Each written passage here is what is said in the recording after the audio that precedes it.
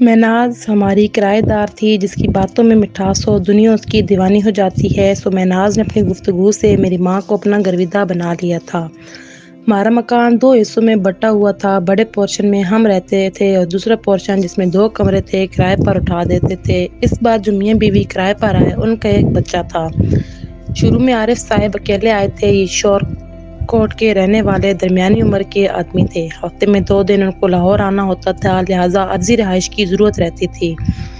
انہوں نے اس مختصر رہائش کو کرائے پر لے لیا۔ یکدہ بعد میں کھلا کہ انہوں نے یہ رہائش دراصل اپنی بیوی مہناز کے لیے لی تھی جو فی الحال اپنے والدین کے ساتھ رہ رہی تھی۔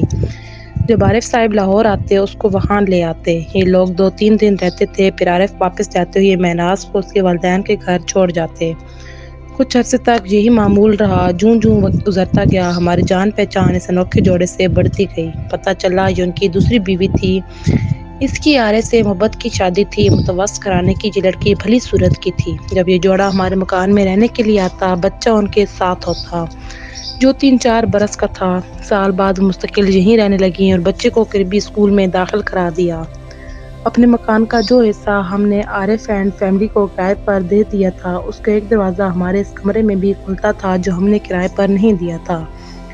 اس کمرے میں ہمارا سامان رکھا ہوا تھا۔ ہونا تو یہ چاہیے تھا کہ ہم اس کو مکفل کر دیتے، لیکن جب مہناز مستقل یہاں رہنے لگی اس کی سہولت کی خاطر اماں نے وہ دروازہ مکفل نہ کیا تاکہ اسے تنہائی محسوس نہ ہو اور باہر آنے جانے میں آسانی ہو۔ اب وہ اپنے کمرے سے ہمارے کمرے میں داخل ہو کر اس راہداری میں آ سکتی تھی جو ہماری بھی گزرگاہ تھی۔ مہناز نے اس سہولت کا فائدہ اٹھایا اور بے دھڑک آنے جانے لگی۔ اس نے اپنی طرف کے دروازے سے آنا جانا ترک کر دیا، ورنہ باہر جانے کے لیے اسے سارے گھر کا چکر کاٹنا پڑتا۔ یہی نہیں، وہ بے دھڑک جب چاہتی ہمارے گھر میں آ جاتی، کبھی ٹیلی فون کے بہانے، کبھی کسی اور بہانے۔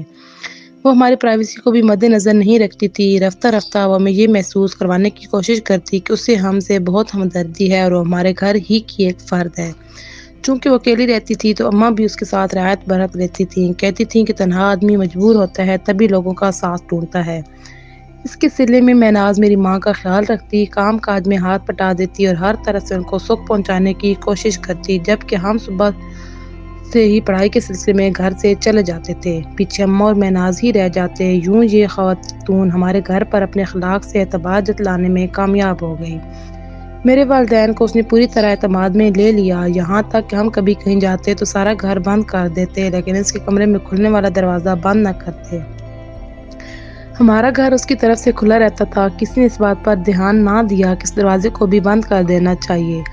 ایک بار بجلی کے کام کے لیے ایک الیکٹریشین کو بلانا پڑا۔ 2-3 دن کا کام تھا، وائرنگ تبدیل کرانی تھی۔ اسی دوران ایک عجیب واقعہ ہوا۔ ہمارا لیپ ٹاپ جو بالکل نیا تھا اور انہی دنوں طاہر نے میرے بھائی کے لیے دبئی سے بھجوایا تھا، ڈبہ بند رکھا ہوا تھا، وہ غائب ہو گیا۔ یہ لیپ ٹاپ مہناز کے ساتھ والے کمرے میں رکھا ہوا تھا اور ابھی استعمال بھی نہیں ہوا تھا۔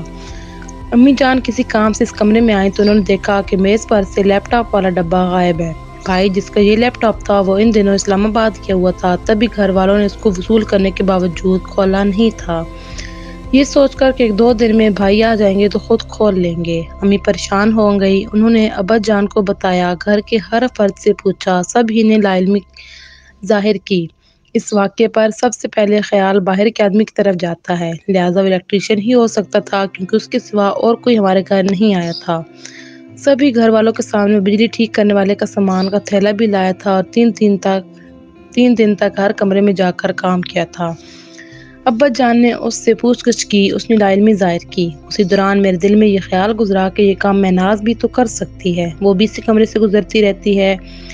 ایک بات جو میں نے نوٹس کی کہ پہلے ایسا کبھی نہیں ہوتا تھا کہ وہ باہر جائے تو اپنے کمروں میں کسی کے بھی کمرے کی بتی جلتی چھوڑ جائے، ہمیشہ وہ ہر سوئچ آف کر کے جاتی تھی، مگر ان دنوں وہ گھر میں موجود ہوتی یا نہ ہوتی اس کے کمرے کی بتی جلتی رہتی۔ ایک روز باہر سے لوٹ رہی تھی، تب میں راہداری میں کھڑی تھی۔ میں نے ویسے ہی پوچھ لیا کہ آپ باہر جاتے ہوئے کمرے کی بتی جلتی چھوڑ گئی تھیں؟ وہ بولی نہیں، مگر جب سے الیکٹریشین نئی فٹنگ کر کے گیا ہے سوئچ میں جانے کیا مسئلہ ہو گیا ہے کہ کبھی کبھی ٹیوب لائٹ خود بخود جل جاتی ہے۔ امی نے الیکٹریشین کو بلا کر کہا کہ سوئچ کو ٹھیک کر دو، دیکھو اس میں کیا خرابی رہ گئی ہے۔ اس نے اسے چیک کیا تو سوئچ ٹھیک تھا اور ٹیوب لائٹ بھی ٹھیک تھی۔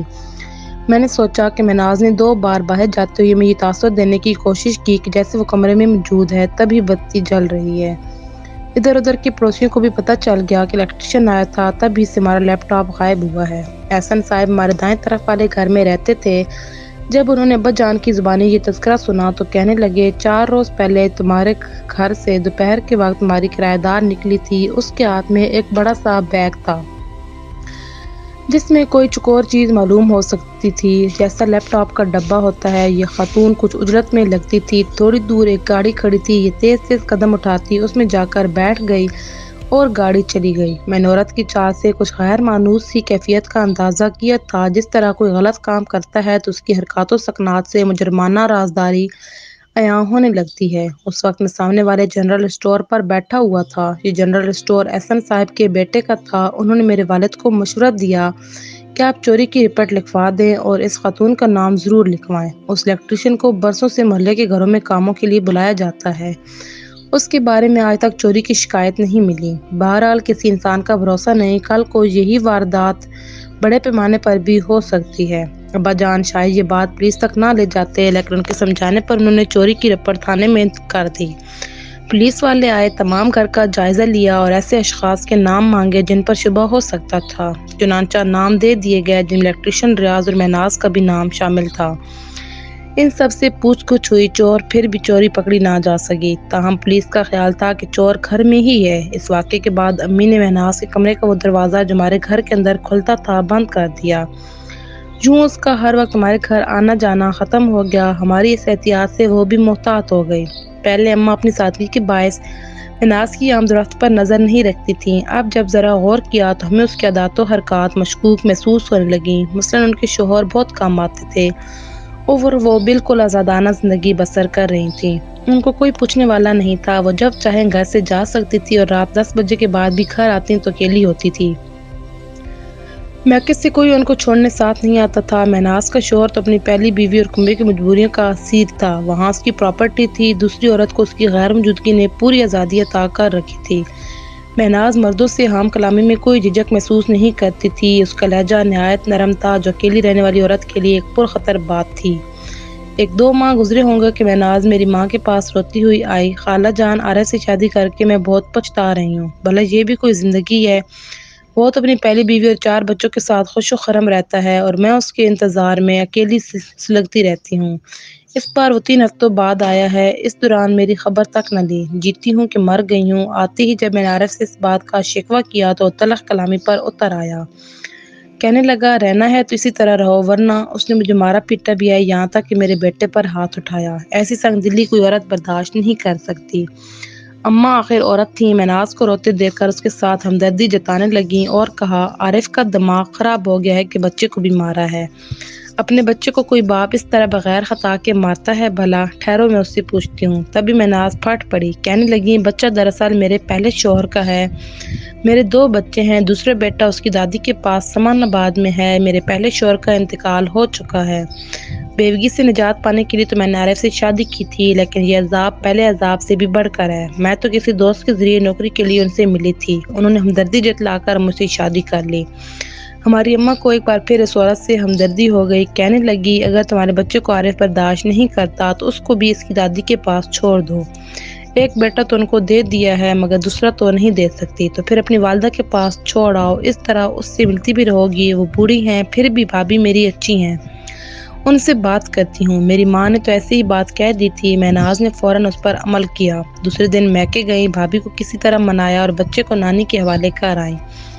اس کے بعد تو یہ رکاوٹ بھی نہ رہی، وہ اب ہر پابندی سے آزاد ہو گئی۔ ہم اب کرایہ داروں سے ان پیچھے چھڑانا چاہتے تھے، لیکن وہ آسانی سے مکان چھوڑنے والے نہیں تھے۔ انہی سوچوں میں ابا جان گھل رہے تھے کہ ایک دن خود بخود اس کا سامان قدرت کی طرف سے ہو گیا۔ اس طرح کہ ایک شام پولیس آئی اور مہناز کو حراست میں لے لیا۔ ہمارے گھر کے باہر ایک گاڑی کھڑی ہوئی تھی اور پولیس کا سپاہی اس پر تعینات تھا۔ ایک پولیس انسپکٹر مہناز کے ہمراہ تھا اور اس کے گھر کی تلاشی لے رہا تھا۔ اسی وقت ابا جان آ گئے۔ انہوں نے گیٹ پر پولیس والوں اور مہناز کو کھڑے دیکھا تو ان کے پاس گئے۔ پتہ چلا مہناز نے قتل جیسے بھیانک جرم کا ارتکاب کیا ہے۔ ہم یہ سن کر ہکا بکا رہ گئے۔ بات پھر یوں کھلی کہ مہناز اور عارف شام کے وقت موٹر سائیکل پر میڈیکل اسٹور گئے ہوئے تھے کہ وہاں ایک شخص سے اچانک مڑ بھیڑ ہو گئی، جو کسی کام کے سلسلے میں وہاں آیا ہوا تھا۔ اس وقت مہناز اسٹور پر دوائیں خرید رہی تھی اور اس کا شوہر کچھ دور موٹر سائیکل پر بیٹھا اس کے لوٹنے کا انتظار کر رہا تھا۔ جس اسٹور پر مہناز کھڑی تھی وہ شخص بھی اسی اسٹور میں گیا اور اس نے اچانک مہناز کو دیکھا تو ہاتھ پکڑ کر باہر لایا۔ وہ اس سے ہاتھ چھڑانے اور غصہ ہونے لگی۔ سامنے سڑک کے کنارے عارف کھڑا یہ سارا منظر دیکھ رہا تھا، لیکن اس شخص کو علم نہیں تھا کہ عارف اسے دیکھ رہا ہے۔ مہناز بھی شدت سے اپنے غصے کا اظہار کر رہی ہے۔ مرد کہہ رہا تھا کہ تھوڑی دیر ٹھہر کر میری بات سن لو، مگر اس کی بات نہیں سننا چاہ رہی تھی۔ لہٰذا جب اصرار کرنے والا اس کے پیچھے آنے لگا وہ دوڑ کر سڑک تک آ گئی اور موٹر سائیکل پر بیٹھ گئی۔ مبین نے یہ سوچ کر موٹر سائیکل چلا دی کہ سڑک پر تماشا نہ بنے۔ گھر آ کر اس نے مہناز کے ساتھ جھگڑا کیا اور اس کا کہنا تھا کہ تم اپنے سابقہ شوہر سے اب بھی ملتی ہو، جبکہ وہ مجھ سے تھی کہ ہرگز نہیں ملتی۔ آج اتفاقیہ سامنا ہو گیا، وہ ایک بچہ لے چکا ہے، اب دوسرے لینا چاہتا ہے، مگر بچہ ابھی چھوٹا ہے، میں اسے نہیں دینا چاہتی۔ وہ اسی بات پر تکرار کرنا چاہ رہا تھا۔ عارف نے مہناز سے قسم اٹھوائی۔ وہ بولی بچے کے سلسلے میں زبردستی اس نے مجبور کیا تو میں ملی ہوں، لیکن صرف اور صرف بچے کی سپردگی کا تنازع ہے، ورنہ میں ہرگز اس سے نہیں ملنا چاہتی۔ میں تو اس کی صورت بھی نہیں دیکھنا چاہتی۔ کیا تم واقعی مجھ سے محبت کرتی ہو؟ اگر کرتی ہو تو اس کا ثبوت دو۔ جو تم کہو میں کرنے کو تیار ہوں، مگر مجھ پر شک مت کرو۔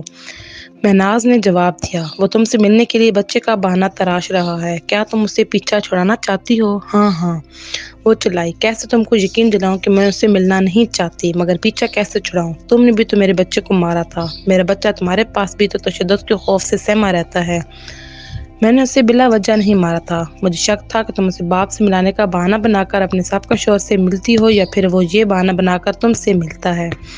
اب تمہیں کیسے شک ہوا ہے؟ پہلے تو کبھی نہیں ہوا۔ کسی نے تم کو دیکھا ہے؟ میں سمجھ رہا تھا کہ بتانے والے کو مبالغہ ہوا ہے، لیکن شک مجھے بے آرام کر رہا تھا۔ تبھی میں نے اس معصوم پر ہاتھ اٹھا دیا تھا، ورنہ تو وہ بچہ ہے اور میں بھی بچوں والا ہوں، مگر مجھے لگتا ہے کہ جب تک تم لڑکا اس کے حوالے نہ کرو گی وہ تمہارا پیچھا نہ چھوڑے گا۔ اب یا تو تم طلاق لے لو یا پھر جیسا میں کہتا ہوں ویسا کرو۔ تم کیا کہنا چاہتے ہو؟ تم اس کو فون کر کے کہو کہ آ کر اپنا بیٹا لے جائے۔ ظاہر ہے وہ ضرور آئے گا۔ تم اس کو جہاں میں کہوں وہاں آنے کا کہو اور وہی وقت دو جو میں بتاؤں۔ تم کیا کرنے والے ہو؟ میں کچھ نہیں کروں گا۔